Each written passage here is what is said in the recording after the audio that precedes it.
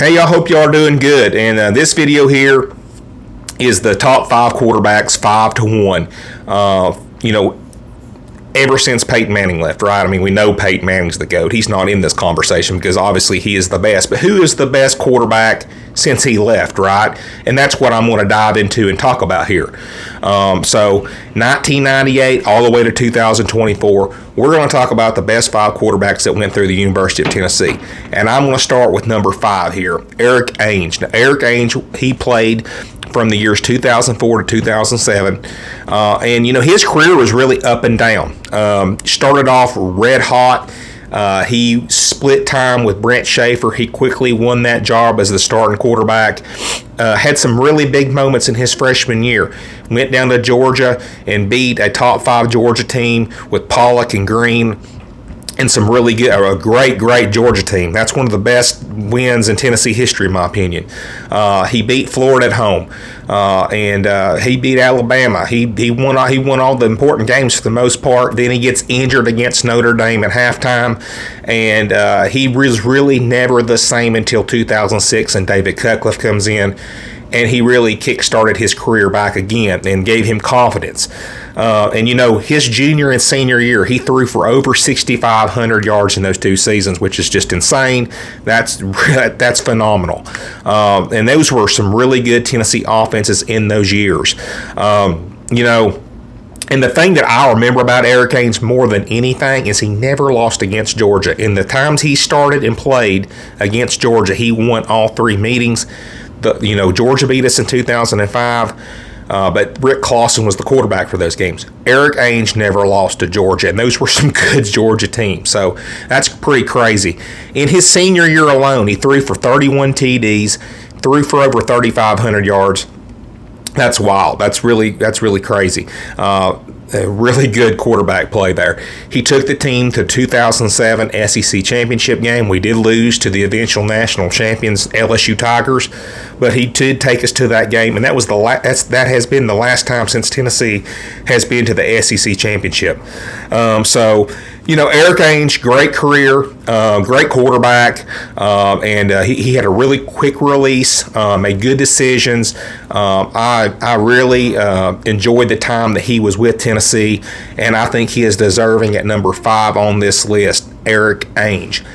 Now, moving along here, let's get to number 4. The number 4 quarterback that I've got on this list is a guy that was a dual threat quarterback. I think he's the best dual threat quarterback possibly on this list combined, and that is Josh Dobbs. Josh Dobbs, he was here at Tennessee from 2013 to 2016. It was during the Butch Jones era. Bless his heart, because he had a horrible coach leading him, just a goofball in Butch Jones. Can you imagine if he'd had the proper system that would have exploited his talents more, like a Josh Heupel, or having a defense like the 98 Tennessee defense, or even this last season, the 2024 Tennessee defense. He did not have all the tools around him, or he would be higher on this list. But, Josh Dobbs had a great career. He had over 7,000 yards passing. He had over 2,000 yards rushing. And what some great moments that he had in his career. You go back to the 2016 Florida game where he snapped a 12-year losing streak for Tennessee in beating Florida. You look at the Dobb nail boot, the Hail Mary before, right at the end of the game to beat Georgia and crush their spirit, crush their souls.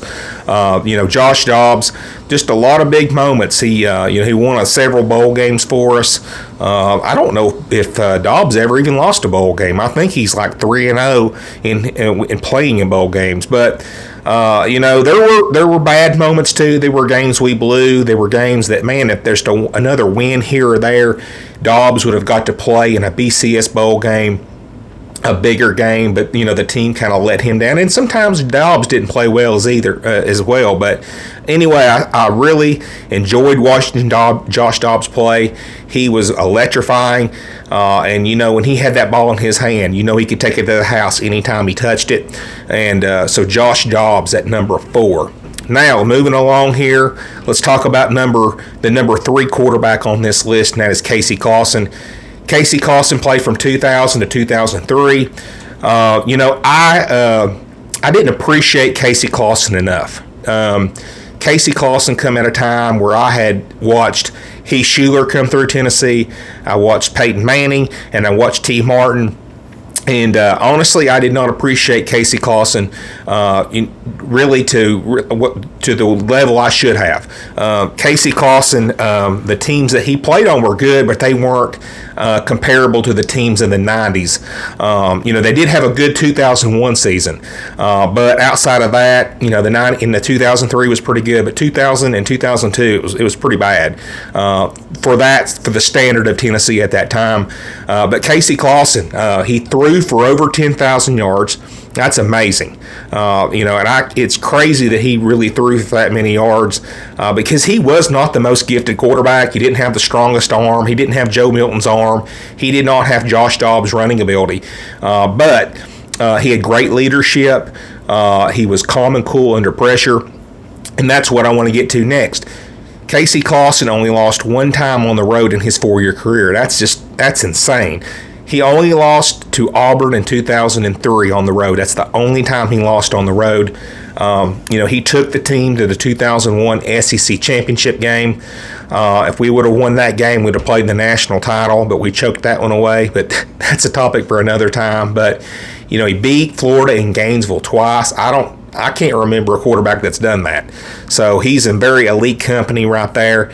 And that 2001 Florida team is one of the top 3 Florida teams that I think of all time. They were that talented. If that Florida team wins that game, I think they're going to play in the national championship.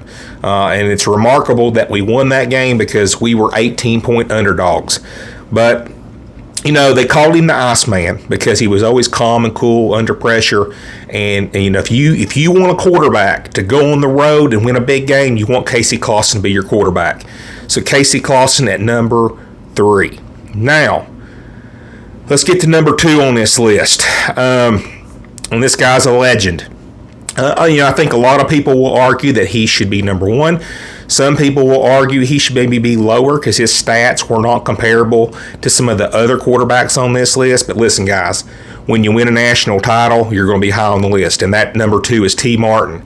He is the quarterback that won us the 98 national championship. He won the SEC championship in 98 as well. One cool stat about T. Martin is that he broke, everybody says T. Martin could not throw the football. Now, he was inaccurate at times, but here's a stat that's pretty cool. At the time, he broke the consecutive passes record with 23, ended with 24 completions.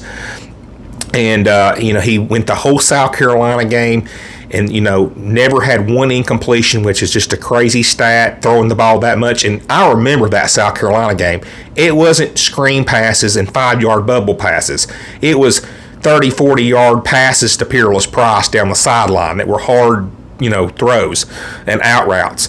So they were not easy throws. That streak started in the Alabama game the week before, and it went through the South Carolina game. So pretty cool stat. T. Martin was also a first-team All-SEC in 1999.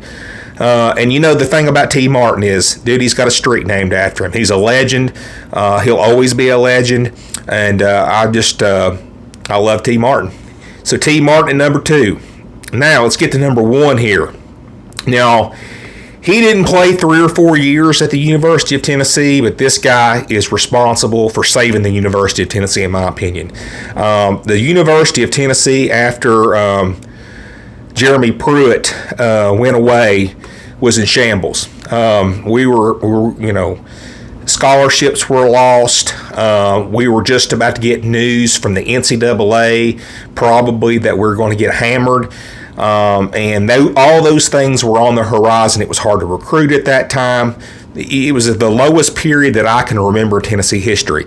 Josh Heupel comes in his first year, and he's got 2 quarterbacks that he's going to play. He starts out with Joe Milton, and then Hendon Hooker wins the job after Joe Milton gets injured. So, Hendon Hooker at number 1 here is my number 1 quarterback of the time after Peyton has left. Hendon Hooker was just phenomenal. To do what he did, it's like when, if he would have been the starter in that Pitt game, if Joe Milton wouldn't have been the starter in 2021 and it had been Hendon Hooker, we would have won that game. As soon as Milton went out and Hooker went in, you saw a instant uptick and an instant upscale in our ability to score and upgrade. Hendon Hooker, dude could run it. He wasn't Josh Dobbs, but he could run it. He could throw it like Peyton Manning, well, maybe not quite to the level of Peyton Manning. Let me hit the brakes there. But he could throw the ball really, really well. Let's talk about some of the accolades of Hendon Hooker. 2022 SEC Player of the Year. 2022 First Team All-SEC. 2022 Second Team All-American. He threw for over 3,000 yards in 2022. And, in his career, he ran for over 400 yards at Tennessee. Or actually, that's all in 2022. So he rushed for over 400 yards in 2022. He had 32 total TDs in 2022. And I'm just talking about 1 year. He did all these things. He is responsible, and here's the big thing. He's responsible for breaking a 15-game losing streak to Alabama, a losing streak that went all the way back to 2007 to 2021. He broke that streak. That alone is just, it makes him a legend. And, if he'd have done nothing else, if he would have been a Tyler Bray up to that point, if he would have been a Jonathan Crofton up to that point, he still would be a legend because he beat Alabama. But he did way, way more than that. He went into LSU, won in Death Valley, and just won a lot of big games. Beat Florida at home that year. And so it's sad that his career ended with an ACL tear, or his stats would have been much better. We had to finish the year out against Vanderbilt, and he would have put up crazy numbers against them.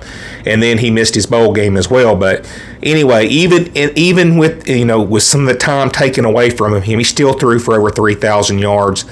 And I'm telling you, man, this program would be in a whole different spot if it was not for Hendon Hooker. He really resurrected this program, and the reason that we're sitting here as a top 15 team going into 2025 is because of Hendon Hooker. So anyway, guys, that's my video. Top 5 quarterbacks from 1998 all the way through 2024. I'll talk to y'all later.